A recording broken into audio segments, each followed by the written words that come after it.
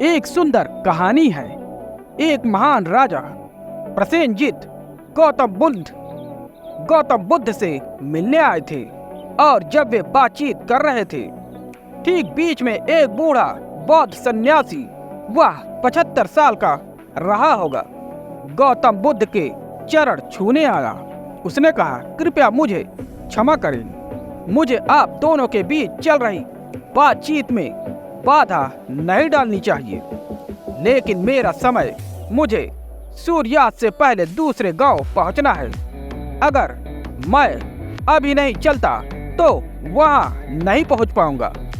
बौद्ध भिक्षु रात में यात्रा नहीं करते हैं और मैं आपके चरण छुए बिना नहीं जा सकता, क्योंकि कल के बारे में कोई नहीं जानता। क्या मैं फिर से आपके चरण छू पाऊंगा या नहीं, यह अनिश्चित है। यह आखिरी बार हो सकती है, तो कृपया आप दोनों मुझे क्षमा करें। मैं आपकी बातचीत में देरी नहीं करूंगा। गौतम बुद्ध ने कहा, बस एक सवाल, आप कितने साल के हैं? अजीब संदर्भ से बाहर। और आदमी ने कहा, मैं बहुत बूढ़ी नहीं हूँ। और आदमी ने कहा, मैं बहुत बूढ़ा नहीं हूँ, बस 4 साल का हूँ। राजा प्रसेनजीत को विश्वास नहीं हो रहा था। 75 साल का आदमी 4 साल का नहीं हो सकता। वह 70 का हो सकता है, वह 80 का हो सकता है।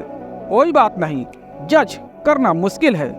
अलग अलग लोग अलग अलग गति से बूढ़े होते हैं, लेकिन 4 साल बहुत ज्यादा है। 4 साल में कोई भी 75 साल का नहीं हो सकता। बुद्ध ने कहा, मेरे आशीर्वाद के साथ जाओ। प्रसेनजीत ने कहा, एक अनावश्यक सवाल पूछकर आपने मेरे लिए एक समस्या खड़ी कर दी है। क्या आपको लगता है कि यह आदमी 4 साल का है? बुद्ध ने कहा, अब मैं तुम्हें समझाता हूँ।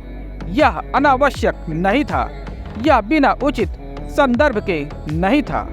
यह तुम्हारे लिए था कि मैं उससे पूछ रहा था। वास्तव में मैं तुम में एक प्रश्न पैदा कर रहा था, क्योंकि तुम बकवास कर रहे थे। आप बेवकूफ सवाल पूछ रहे थे। मैं चाहता था कि आपके अंदर से कोई प्रासंगिक प्रश्न निकले।